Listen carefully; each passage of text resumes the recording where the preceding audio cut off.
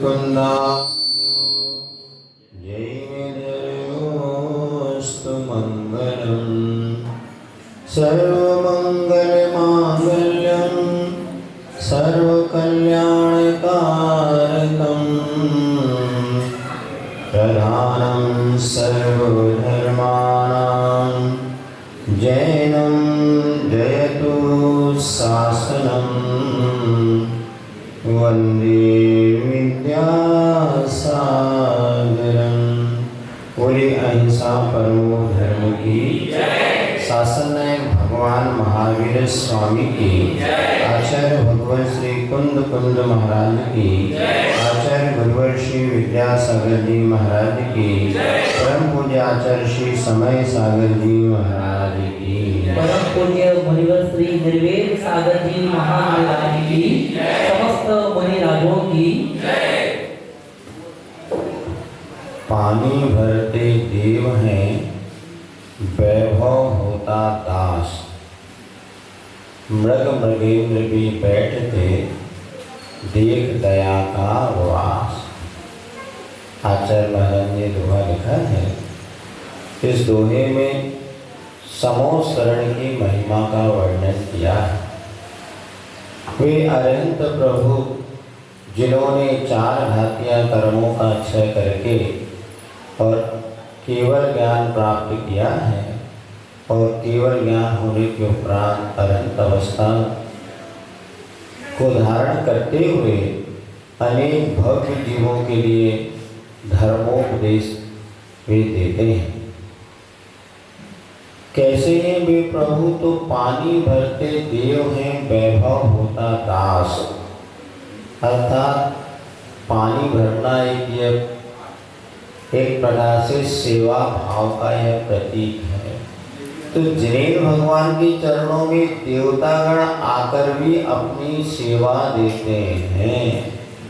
वैसे इंद्र, सौदर्भ आदि जो देवता होते हैं अपने आप में वृद्धिधारी, उनके पास अणिमा महिमा आदि विशेष वृद्धियाँ होती हैं, और वे वैभवशाली होकर के भी जिनेन्द्र भगवान के चरणों में नतमस्तक हो जाते हैं।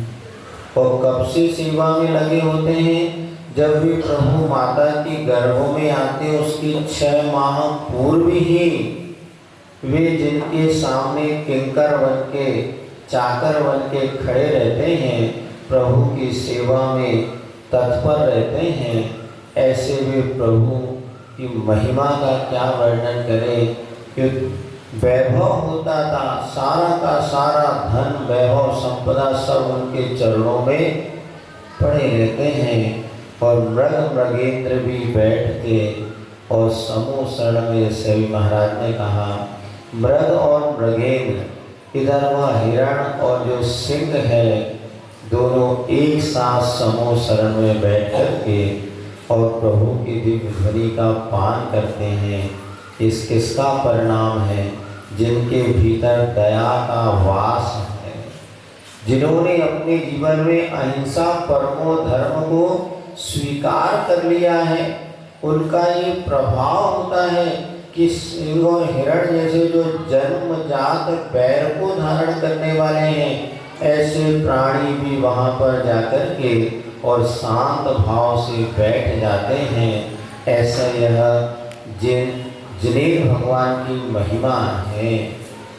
आप सब लोग यहाँ पर समूह शरण विधान कर रहे हैं, और समूह शरण में विराजित प्रभु की आराधना करते करते अपने जीवन को भी प्रभु जैसा बनाने का भाव संयोजना ही चाहिए।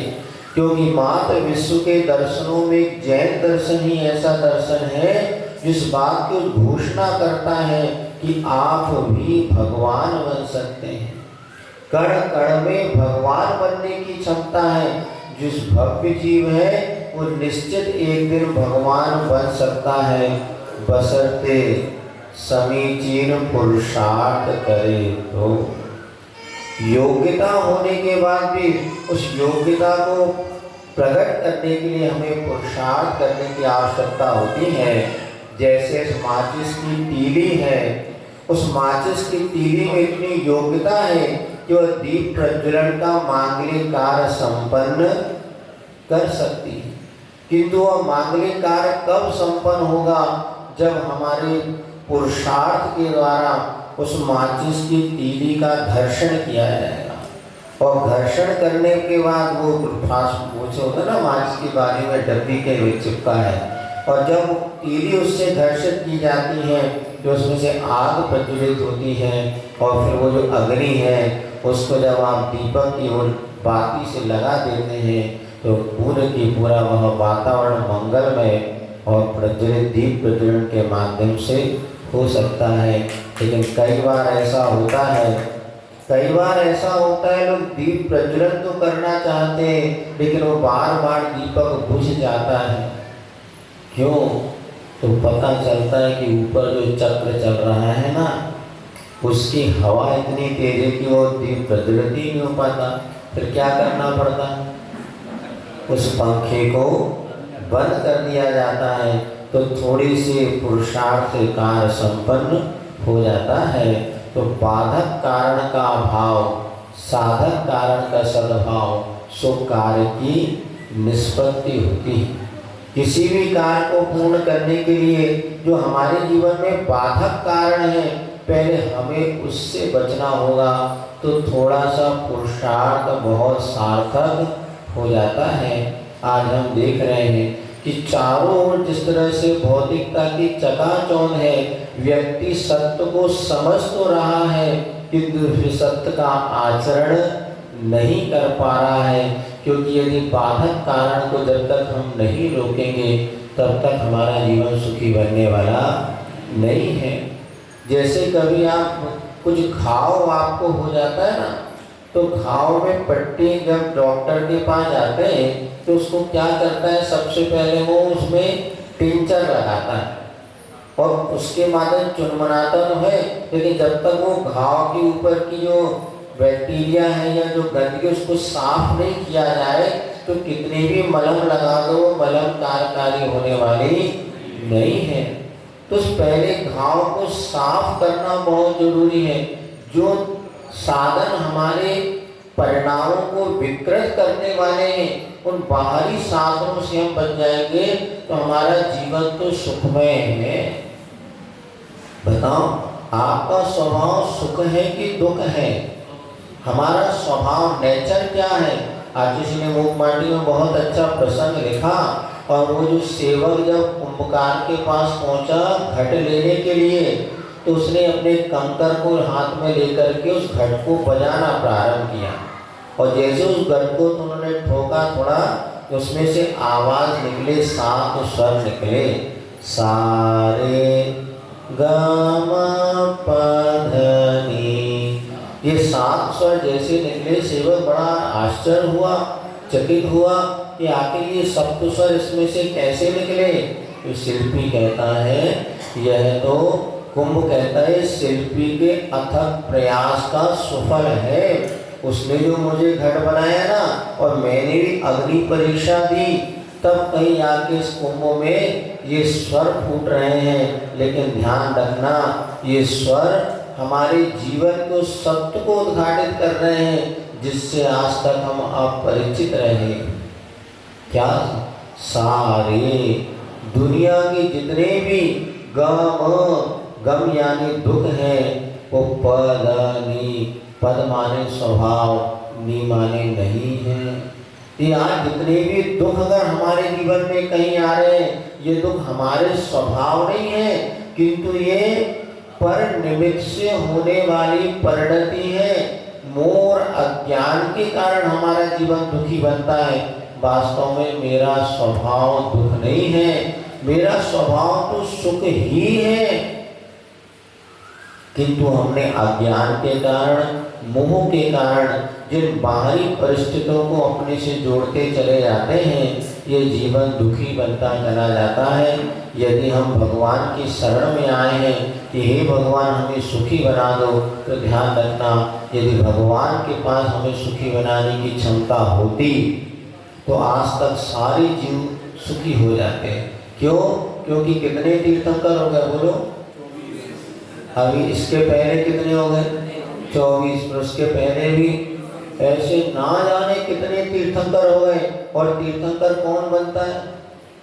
जो प्राणी मात्र के कल्याण की भावना भाता है। सुन रहे हैं आप लोग? जो प्राणी मात्र के कल्याण की भावना बातें, 16 गण भावना बातें, ऐसे जीव तीर्थंकर प्रकृति का बंद करते हैं और एक साथ एक समय में 100 अधिक से अधिक 170 तीर्थंकर हो सकते हैं। कितने तीर्थंकर हो सकते हैं? कैसे? भरत क्षेत्र के 5, ऐरावत में 5 और 32 विदेश, 5 विदेश की 32 नगरियाँ, 160 है। ऐसे 170 तीर्थंकर इस धरती पर एक साथ हो सकते हैं और वो सब निरंतर धर्मोपदेश करते हैं, सबका कल्याण हो। किंतु इसके बाद भी हमारा आज तक कल्याण, कारण क्या है बताओ? प्रभु तो भावना बातें हैं, जो प्रभु बनने के पहले भावना बातें हमें उपदेश देते हैं, किंतु हम उसको सुनते तो हैं किंतु जीवन में उतार नहीं पाते। इसलिए सबसे पहले हमें ये समझना पड़ेगा कि हमें अपने जीवन में जो बाधक कारण है, उस सुख के बाधक कारणों से हमें बचना होगा। आज इतने सारे बाधक कारण हैं कि सब समझ रहे हैं, जैसे मोबाइल ही एक आप ले लो, बताओ मोबाइल सुख का ज़्यादा कारण है कि दुख का ज़्यादा कारण है? समझ सब रहे महाराज, आप क्या समझा रहे हैं? हमें तो पहले से पता है, फिर भी छूटता नहीं। और रात में कितने बजा देता है बताओ? सुबह सबसे बड़ी आज की समस्या है, सुबह लोग जल्दी नहीं उठ पा रहे। और अच्छी जीवन की शुरुआत ही जल्दी उठने से होती है। तो रात को जल्दी सोए और सुबह को जल्दी जागे, उस बच्चे की किस्मत का सुख दूर दूर तक भागे। अर्थात सुबह जल्दी उठना और उठ करके अपने आवश्यक करना, ये सबसे पहले सुखी जीवन की शुरुआत का मंत्र है। लेकिन अब क्या करो, 10 बजे के बाद तो मोबाइल की रनिंग शुरू होती और फिर शॉर्ट और वीडियो देखते देखते कब 12, 1, 2 बज जाए पता नहीं। अब सोए आप सोचो हमारा जीवन सुखी बन जाए तो कैसे बने? ऐसे ना जाए तो एक बाधक कारण है, ऐसे बहुत से बाधक कारण है कि व्यक्ति सब जान रहा है, लेकिन रसना इंद्रिय के वसूल होकर के भी उन दुख के संसाधनों को जोड़ता चला जा रहा है। 5 इंद्रिय के वसूल होकर के हमें अपने 5 इंद्रियों को वश में करना है। और अपने मन को जब हम वश में करेंगे तो थोड़ी सी भी जिनेंद्र भगवान की वाणी हमारे जीवन को सुखी बना सकती है। बहुत ज़्यादा सुनने से और बहुत ज़्यादा पढ़ने से ही लाभ होता है ऐसा नहीं है। माँ शिवभूति मणिराम मुनिराज को तो नमोकार मंत्र भी याद नहीं हुआ, लेकिन गुरु पर विश्वास था। गुरु कहते हैं कि आत्मा अलग है और शरीर अलग है, और इस बात की पक्की धारणा तो बन गई, किंतु फिर भी अभी काम नहीं हो रहा था। और आहारचर्या को निकले और देखा एक श्राविका अपने सूप में लेकर के एक धान को फटकार रही है। पूछा क्या कर रहे हैं आप? बोले महाराज छिलका जो अलग है उसको अलग कर रहे हैं, और जो उड़द है वो अपने को काम की उसको ले रहे हैं। तुष्मास भिन्नम, तुष्मास भिन्नम, छिलका और उड़द अलग अलग है दोनों का। अरे यही तो गुरु जी कहते हैं, जो आत्मा है जो वो प्रयोजन भूत तत्व और शरीर पुद्गल पर पदार्थ निष्प्रयोजन है। तो हमें पर पदार्थ को छोड़ना है और अपने आत्म तत्व को ग्रहण करना है। जब छोड़ना ही तो आहार भी क्यों करना? और वो निकल गए भैया बाहर, नहीं सीधे आत्म ध्यान में बैठ गए। तुरंत अंतर्मुख हुआ नहीं, आकाश से देवों की पंक्तियां आने लगी, बाजे बजने लगे। बोले बाबा क्या हो गया? बोले महाराज जो आपका चेहरा था ना शिवभूति, उसको केवल ज्ञान हो गया। अरे गुरु तो गुड़ रहेगा और चेला जो है सबका केवल ज्ञान हो गया। कैसे? यही तो भावों की महिमा है।